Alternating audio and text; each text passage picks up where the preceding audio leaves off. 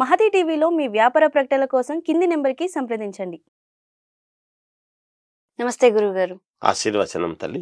గురుగారు, ఇప్పుడు మన పూజా మందిరంలో చాలా మంది ఆడవాళ్ళు పూజలు చేసుకుంటూ ఉంటారు. దాంతోపాటు ప్రసాదం అనేది కూడా పెడుతూ ఉంటారు. సో ఆ ప్రసాదాన్ని చాలా మంది పడేస్తూ ఉంటారు, లేదంటే ఖచ్చితంగా తినాలి అన్న నియమం అయితే చెప్తూ ఉంటారు, కానీ ఎవరు ఎక్కువగా పాటించరు. సో దీని గురించి ఏమంటారు గురుగారు? శ్రీ మహాగణాధిపతయే నమః. ఐం మహాసరస్వత్యే నమః. శ్రీ లలితాంబికాదేవియే నమః. ప్రసాదాన్ని పడేస్తూ ఉంటారు చాలా మంది. దానివల్ల ఏమిటి అంతేనా తల్లి ప్రశ్న?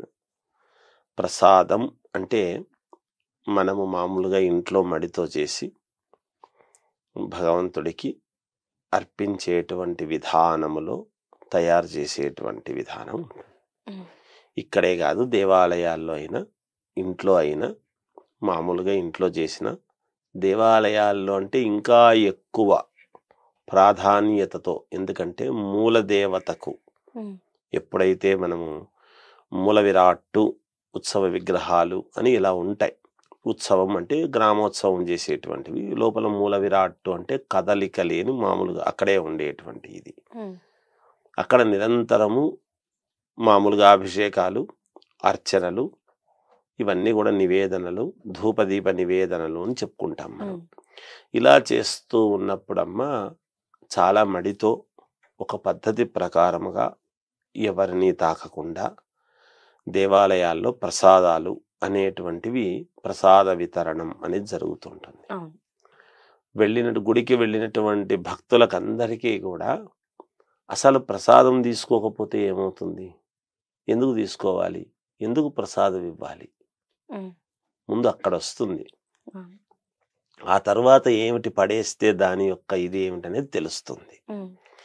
ఎందుకు ప్రసాదం అనేటువంటిది మనము గుడికి వెళ్ళిన తర్వాత మనం ఇస్తాము అంటే, భగవంతుడికి నివేదన అనేటువంటిది చేసిన తర్వాత, ఇప్పుడు కుంకుమార్చను లేదు పుష్పాలతో అలంకరించినటువంటి వాటికో, ఎవరైనా విఐపీలు పోయినా ఒక పుష్పమాల భగవంతుడికి తీసి ఆశీర్వచనముగా ఇవ్వటం చేయడం జరుగుతుంది.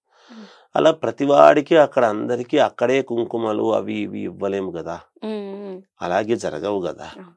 అందువలన నివేదన అనేటువంటిది భగవంతుడికి ఎప్పుడైతే చేస్తామో, ఎందుకు చేస్తున్నాం భగవంతుడికి అంటే శక్తి, అక్కడ విగ్రహములో ఉండేటువంటి శక్తి, మన ఇంట్లో అయినా దేవతామూర్తులలో ఉండేటువంటి శక్తి, ఎప్పుడైతే ఆ శక్తికి మనం ఎప్పుడైతే నివేదన అనేటువంటిది చేస్తామో, ఆ నివేదన చేసినటువంటి ప్రసాదాన్ని వితరణగా అందరికీ ఇచ్చినాము అంటే మనలో కూడా శక్తి అనేటువంటిది రావాలి కదా.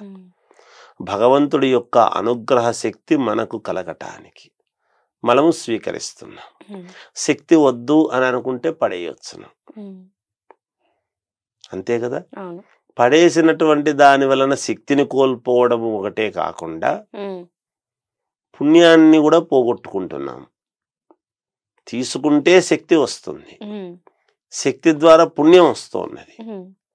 ఆ పుణ్యము ప్లస్ శక్తిని పోగొట్టుకోవడం. మనకు శక్తి అంటే ఏమిటి?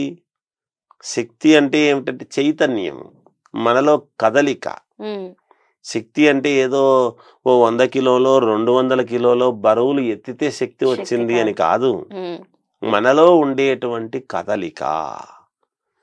ఈ కదలిక అనేటువంటిది, చలనం అనేటువంటిది ఉండాలి అంటే భగవంతుడి యొక్క అనుగ్రహం మనకు అవసరం. ఇప్పుడు ఇలా చెయ్యి లేపుతున్నాము అంటే మన గొప్పతనం అనుకుంటాం, మనం లేపాలి అని లేపుతున్నాము చెయ్యి అని అనుకుంటాం.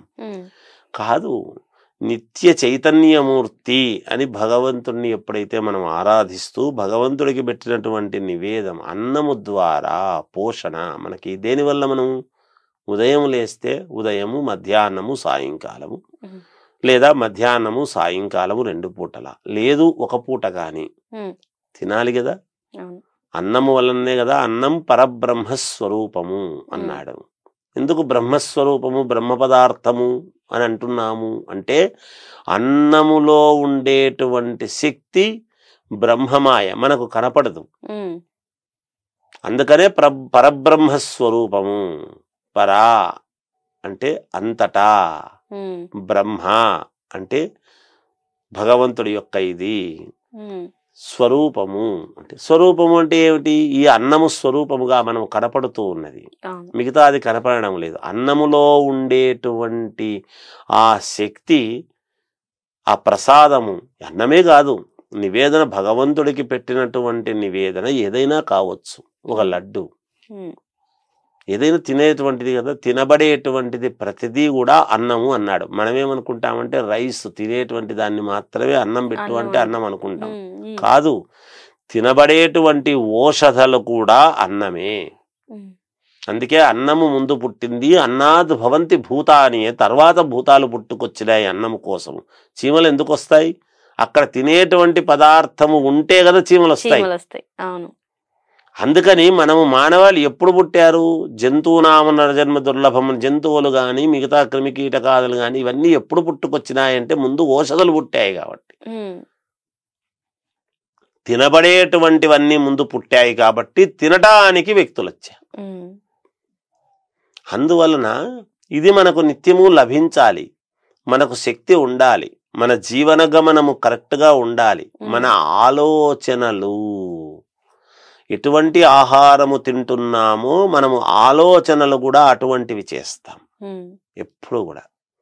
అందుకని భగవత్ ప్రసాదము అనేటువంటిది ఎప్పుడైతే మనము స్వీకరిస్తున్నామో, ఇది ప్రసాదము అనేటువంటిది కొద్దిగా ఎప్పుడైతే తీసుకుంటున్నామో, మనలో ఉండేటువంటి ఆలోచనలు మనకు భగవంతుడు మేలు చేయడానికి, మంచి మార్గమును నడిపించటానికి, మనకున్నటువంటి కష్టాలు తీరటానికి, మానసికమైనటువంటి ప్రశాంతత కలిగించటానికి అనేక రకాల రూపాలలో మనకు భగవత్ ప్రసాదం అనేటువంటిది మనకు వినియోగపడుతుంది అనేది మనం గ్రహించాలి. అటువంటి ప్రసాదాన్ని తిరస్కరించటం అనేటువంటిది మనలో ఉండేటువంటి చైతన్యము, శక్తి, ఆలోచనలు ఇవన్నీ పోగొట్టుకోవడం మనం చేతులారా చేసుకోవడమే కాకుండా పుణ్యాన్ని కూడా పోగొట్టుకుంటున్నాము. భగవత్ ప్రసాదాన్ని తిరస్కరించరాదు. అందుకే మనకు సత్యనారాయణ స్వామి వ్రత కథల్లో చెప్పినప్పుడు కూడా ఏ కులము వారు చేశారు, ఏ మతం వారు చేశారు అనేటువంటిది ఇక్కడ ఆపాదించబడదు. సత్యనారాయణ స్వామి ప్రసాదము అంటే ప్రసాదములాగా తీసుకోవాలి. ఆహా, గొల్లలు ఇచ్చినారని నీచభావముతో చూసి రాజు తిరస్కరించినందుకు కదా కష్టాలు వచ్చాయి. మనం దానివల్ల ఏం తెలుసుకుంటున్నాం?